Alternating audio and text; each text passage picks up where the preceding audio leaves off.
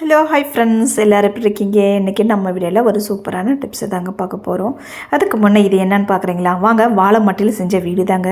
ஐயப்பன் மலைக்கு, ஏதாவது சபரிமலைக்கு போகிறவங்க பஜனைக்கு வைக்கும் போதும் இது ஐயப்பன் உள்ள சாமி வைக்கிறதுக்காக செய்வாங்க. இங்கே பஜனை உண்டாச்சுங்க, அதுக்காக செஞ்சது தான். இது ஓலையில் செஞ்சு ஒரு பூ தாங்க, டெக்கரேஷன் பூ.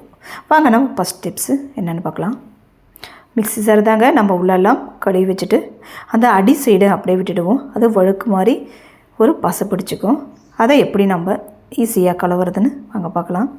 இது நம்ம அப்படியே விட்டுங்களா, மிக்ஸி ஜாரியை போயிடுங்க, துரு பிடிச்ச மாதிரி வந்துடும். அதை நம்ம அடிக்கடிக்கு கழுவி வெயிலில் உணர்த்தினோம்னா அது மிக்ஸி ஜாரு ரொம்ப நாளைக்கு நமக்கு யூஸ் ஆகுங்க. வாங்க, நம்ம பல்லுக்கு மட்டும் தான் பேஸ்ட் ப்ரஷ் எடுப்போம். நம்ம இது போல் பொருள் கழுவுறதுக்கும் பேஸ்ட் ப்ரஷ் ரெண்டும் சூப்பராக யூஸ் ஆகுங்க. நம்ம பல்லு இருக்கிற இடுக்கில் இருக்கிற அழுக்கெல்லாம் எடுக்கிறதுக்கு நம்ம ப்ரஷ் வேணுன்ற போல் இது அதாவது அந்த ஜாரில் சைடுங்களில் இருக்கிற அழுக்கெல்லாம் எடுக்கிறதுக்கு இந்த ப்ரஷ்ஷு நல்லாவே நமக்கு யூஸ் ஆகுங்க. நம்ம மசாலா அரைக்கும் போது இந்த வடிஞ்சு இந்த சைடுங்களில் இந்த இடுக்கில் நின்றுக்குங்க அழுக்கெல்லாம். அதுபோல் இது போல் ப்ரஷ்ஷு போட்டு எடுக்கும்போதும் நல்லாவே வந்துடும். இந்த மாதிரி சைடுங்களெல்லாம் கூட நான் ப்ரஷ் போட்டு எடுத்துக்கலாம். நம்ம விரலும் கையிலும் வச்சு தேய்ச்சி கழுவ முடியாது. இப்போ கழுவி எடுத்துட்டுங்க. இப்போ கழுவி எடுத்தோம்னா நல்லா க்ளீனாக இருக்கும் பாருங்கள். இது வாரத்துக்கு ஒரு டைமாவது நம்ம சுத்தமாக கழுவி நம்ம வெயிலில் ஒரு அரை மணி நேரம் அந்த வெயிலில் வச்சு நம்ம எடுக்கும் போதும் இந்த சாறு நமக்கு ரொம்ப நாளைக்கு நல்லா யூஸ் ஆகுங்க. நம்ம அப்படியே விடும்போது தாங்க சீக்கிரம் துரு பிடிச்சிடும். இது ட்ரை பண்ணி பாருங்கள். அடுத்த டிப்ஸ் என்னென்னா, 2 பிளாஸ்டிக் டப்பா தாங்க எடுத்துருக்கேன்.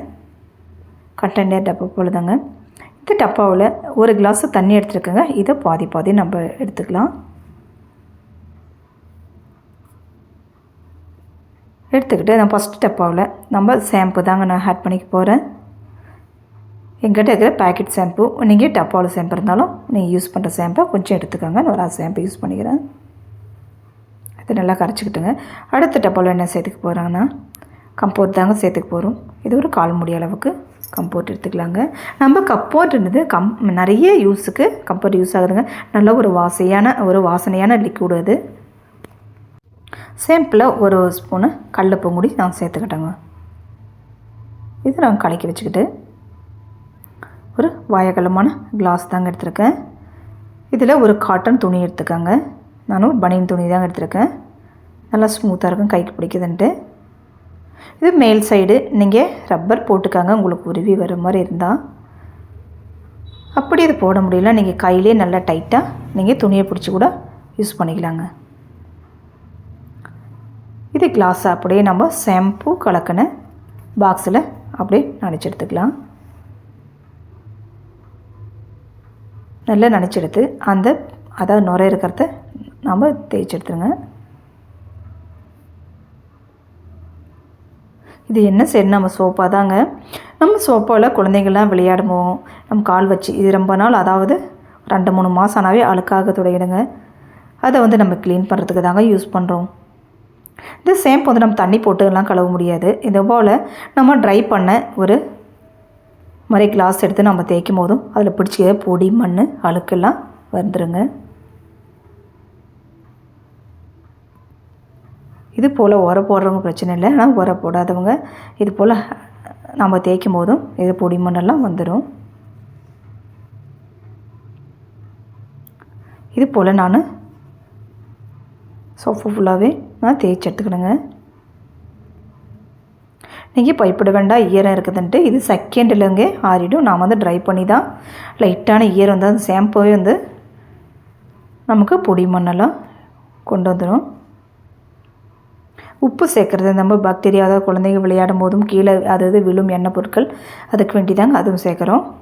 அடுத்து நம்ம கம்போர்ட்டு தாங்க ஒரு கோட் அதை தேய்ச்சிட்டு 2வது கோட்டுக்கு தாங்க நம்ம கம்போர்ட்டு தேய்க்க போகிறோம். இது தேய்க்கும் போது அந்த சோப்பாவே நல்லா வாசனையாக இருக்குங்க.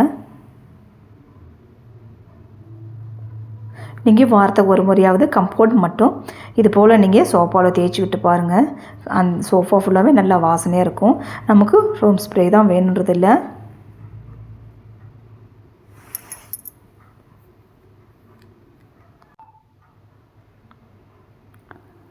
இது போல் நான் சோஃபா ஃபுல்லாகவே தேய்ச்சி விட்டேங்க. இதை நீங்கள் வீட்டில் ட்ரை பண்ணி பாருங்கள். கண்டிப்பாக இது எல்லாருக்கும் பிடிக்கும். நல்லா வாசனையாக இருக்குங்க. இது நிறைய பேர் எப்படி இதெல்லாம் சோப்பாக க்ளீன் பண்ணுறது, நான் தான் உரம் போட்டால் மட்டும் தான் நினைப்பேங்க. அப்படியே இல்லாத இப்படி கூட நம்ம செஞ்சால் நம்ம சோப்பாக க்ளீனாக வச்சுக்கிறதுக்கு நல்லா யூஸ்ஃபுல்லாக இருக்குங்க. ட்ரை பண்ணி பாருங்கள். பிடிச்சிருந்த வீடியோக்கு லைக் பண்ணுங்கள். அடுத்த டிப்ஸ் என்னென்னா, அதாவது ஒரு டப்பாவோட முடி தாங்க எடுத்துருக்கேன். நம்ம குழந்தைங்க வெளியில் மிட்டாய் வாங்குகிற டப்பா சின்னதாக ஒரு 20 ரூபா டப்பாவும் கிடைக்கும். அப்படி இருந்தாலும் யூஸ் பண்ணிக்கலாம். அது இல்லாதவங்க இது போல் நம்ம டப்பா கிடைங்க வெளியில் கோயிலுக்கு போனாலோ இல்லை மருந்து வாங்குகிற டப்பாவை தூக்கி போட்டு அந்த மூடியை இது போல் நம்ம யூஸ் பண்ணிக்கலாங்க. இதில் கல் உப்பு தாங்க எடுத்துருக்கேன். 2 பேக்கெட் 2 மூடியிலும் பகுதி எடுத்துருக்கேங்க. இல்லை கிராம்பூ எடுத்துருக்கேன். இது கூட கம்போர்ட்டு தாங்க. கம்போர்ட்டு நம்ம நிறைய யூஸுக்கு யூஸ் ஆகுங்க. அதாவது வாசனை பொருள்ன்றதுனால நம்ம யூஸ் பண்ணிக்கலாம்.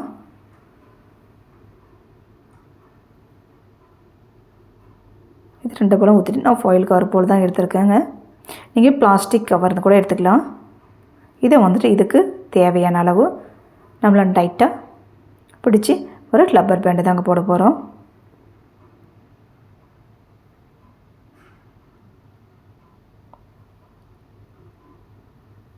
நீங்கள் ரப்பர் பேண்ட் போட்டு இச்சே இருக்கிற கவரை நம்ம கட் பண்ணி எடுத்துக்கலாங்க. நல்லா டைட்டாக போட்டுக்காங்க. டைட்டாக போட்டு நீங்கள் அதிகமாக இருக்கிறத நம்ம இது மாதிரி கட் பண்ணி கூட எடுத்துக்கலாம். நான் 2 டப்பா மாதிரி போட்டு இந்த மாதிரி சைடில் கட் பண்ணி எடுத்து வச்சுட்டுங்க. நம்ம வெளியில் இதுக்குன்னு நம்ம வாசனை பொருள் வேணுன்றதெல்லாம் விஷயம் இல்லைங்க. நம்ம ஸ்ப்ரே தான் வேணுன்றதில்ல, ரூம் ஸ்ப்ரே. இது ரூம் ஸ்ப்ரேக்காக தாங்க யூஸ் பண்ண போகிறோம். இந்த கிராம்பு வந்துட்டு இந்த எந்த ஒரு ஸ்மெல் இருந்தாலும் அது கொடுக்காத இருக்கிறதுக்காக தாங்க நம்ம இது யூஸ் பண்ண போகிறோம். இது போல் நம்ம சேஃப்டி பின் எடுத்து நல்லா ஹோல்ஸ் போட்டுக்காங்க. சின்ன ஹோல்ஸை போட்டுக்கிட்டு நம்ம படுக்கிற பெட்டு, ஜன்னல் ஓரங்களில், சோஃபா சைடு இது போலெல்லாம் நீங்கள் வச்சு விட்டு பாருங்கள். இதோட மனம் கொஞ்சம் கொஞ்சமாக நமக்கு ரிலீஃபாக தான் நல்லா வாசனையாக இருக்குங்க. ரூமே ஃபுல்லாக ரொம்ப நல்லாயிருக்கும். இதை நீங்கள் ட்ரை பண்ணி பாருங்கள். அடுத்து டிப்ஸ் என்னென்னா கைன்ஸ் தாங்க. இந்த கைன்ஸ் நமக்கு எவ்வளோ யூஸ் அது வாங்க பார்க்கலாம். நான் இட்லி பாத்திரம் தாங்க அடுப்பில் வச்சுருக்கோம். நம்ம இட்லி பாத்திரம் நம்ம தேவைக்குள்ள தண்ணி வைக்குவோம். சில டைம் கம்மியாக வச்சுடுவோம், இல்லது டைம் மறந்துடுவோம். உள்ளத்தை இட்லி பாத்திரம் வச்ச ஞாபகம் இல்லாத வீட்டில் வேலை செய்யும் போதும் அது சீக்கிரம் தண்ணி வத்துடுச்சுன்னா கரிஞ்சு போயிடும், அதாவது தீஞ்சிடுங்க. நான் இட்லி மாவு வச்சுட்டு நாம் வைக்கும் போதும் அந்த தண்ணி கொதிக்கும் போது சடசடான ஒரு சவுண்டு வரும்போதும் நம்ம ஞாபகம் கொடுக்கும். இதை ட்ரை பண்ணி பாருங்கள். பிடிச்சிருந்த வீடியோக்கு ஒரு லைக், ஷேர், சப்ஸ்கிரைப்.